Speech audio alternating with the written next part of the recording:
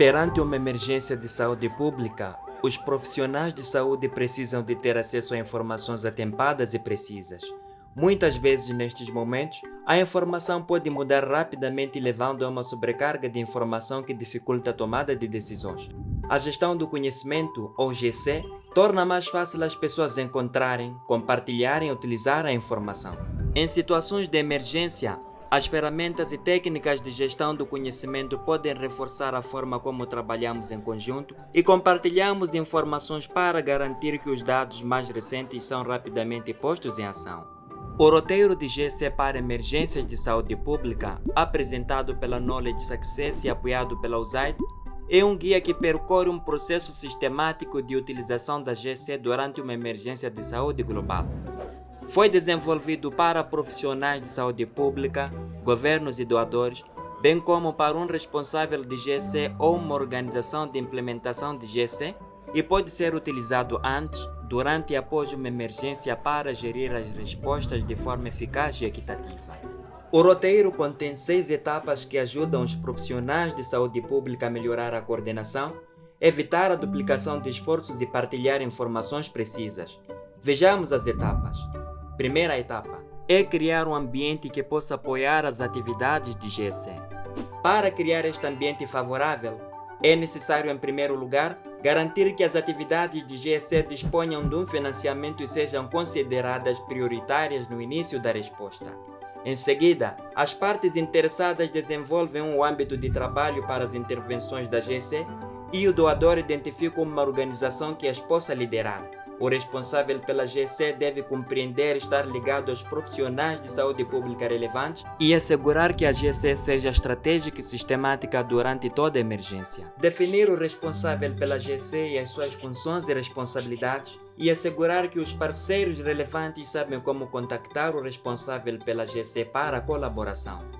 Definir expectativas claras sobre a forma como os outros contribuirão para as iniciativas de GC. Segunda etapa. Avaliar as necessidades da GC entre as partes interessadas, tanto rapidamente no início como depois, de forma rotineira e ao longo da resposta de emergência. Comece por definir as partes interessadas específicas que precisa de consultar para avaliação das suas necessidades.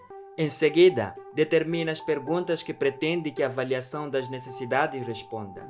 Por exemplo, de que tipos de informação necessitam as suas partes interessadas, como preferem receber ou aceder à informação, qual é o seu idioma preferido.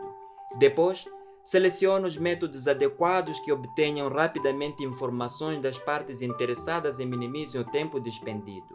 Estas podem incluir análises documentais, inquéritos, entrevistas ou a documentação de informações obtidas em reuniões de rotina. Por fim, analise e utilize as informações recolhidas para ajustar os seus objetivos. As necessidades das partes interessadas devem ser avaliadas com frequência, tendo em conta a rápida evolução do ambiente numa situação de emergência. Terceira etapa. Prever e conceber a sua estratégia de GC. Utilizando os resultados da avaliação de necessidades, crie objetivos de GC que respondam às necessidades das partes interessadas e incorpore abordagens e formatos de GC que sejam acessíveis e adequados para o público das partes interessadas. Determine a audiência das partes interessadas para cada uma das suas atividades, sabendo que audiências diferentes exigem abordagens diferentes. Em seguida, selecione as ferramentas e técnicas que satisfaçam os seus objetivos de GC, sejam adequadas ao contexto e possam ser implementadas rapidamente numa emergência. Por exemplo, os webinars podem ser uma excelente ferramenta para manter os profissionais de saúde pública atualizados com as informações mais recentes ao longo de uma situação de emergência e são adequados em períodos de distanciamento físico. Depois, desenvolva um plano de implementação e um orçamento, tendo em conta os elementos que abordam a equidade e o acesso, como os serviços de tradução e interpretação.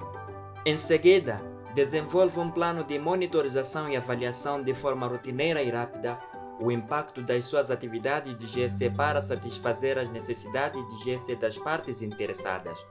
Finalmente, reúna as partes interessadas relevantes para lançar a estratégia de GC.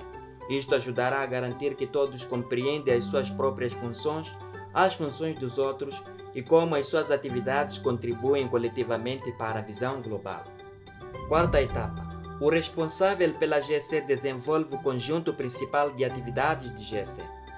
Para tal, identifica as competências necessárias para implementar as várias ferramentas e técnicas de GEC e em seguida constitua a sua equipa de GEC em conformidade. Depois, cria uma nota conceitual para cada atividade de GEC que descreve os objetivos, a finalidade, os elementos produzidos e os resultados esperados. Reúna rapidamente as reações dos doadores e das partes interessadas sobre as atividades de GEC propostas e faça revisões, se necessário. As alterações são mais fáceis e menos dispendiosas durante as primeiras fases de desenvolvimento. Quinta etapa. Mobilizar e implementar as iniciativas de GEC e em seguida controlar a sua eficácia. Para saber o que está e o que não está a funcionar bem, agende reuniões de rotina e métodos de monitoria para avaliar as suas atividades de GEC. Depois, ao longo do tempo, analise os progressos realizados em relação aos seus objetivos de GEC. Numa situação de emergência, as atividades de monitoria devem ser simples e racionalizadas para garantir a recolha rápida de informações que permitam uma tomada de decisão ágil. Com base nestas informações, pode adaptar as suas atividades de GEC conforme necessário para aumentar o impacto do seu trabalho. A etapa final consiste em avaliar as suas iniciativas de GEC e introduzir alterações com base nas suas conclusões. Reveja o plano de monitoria e avaliação e os indicadores que desenvolveu no âmbito da sua estratégia de GEC. Não se esqueça de que fará um acompanhamento ao longo da implementação para avaliar o progresso em relação aos objetivos.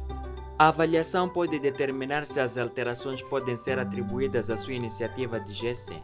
Em seguida, utilize a sua concepção de avaliação para medir esses indicadores. As avaliações sólidas incluem uma medição antes e depois de uma atividade de GEC para identificar as alterações e o impacto da mesma.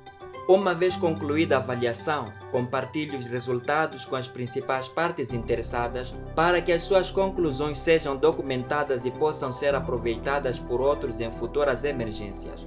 Isto pode ser feito sob a forma de um documento escrito, como um estudo de caso ou um resumo, ou através de um evento de aprendizagem com as partes interessadas adequada. As emergências em saúde pública continuarão a constituir um desafio para os profissionais de saúde em todo o mundo. Durante estes eventos, é essencial que os profissionais de saúde pública tenham acesso a informações exatas e atualizadas que possam usar para fundamentar o seu trabalho. A GEC desempenha um papel fundamental na preparação do setor da saúde pública para o sucesso. Para mais informações, incluindo o contexto adicional, um estudo de caso, modelos de atividade-chave e dicas de equidade para cada etapa do roteiro de GEC para emergências de saúde pública, visite kmtraining.org. O roteiro de GEC para emergências de saúde pública foi desenvolvido pela Knowledge Success com apoio da USAID.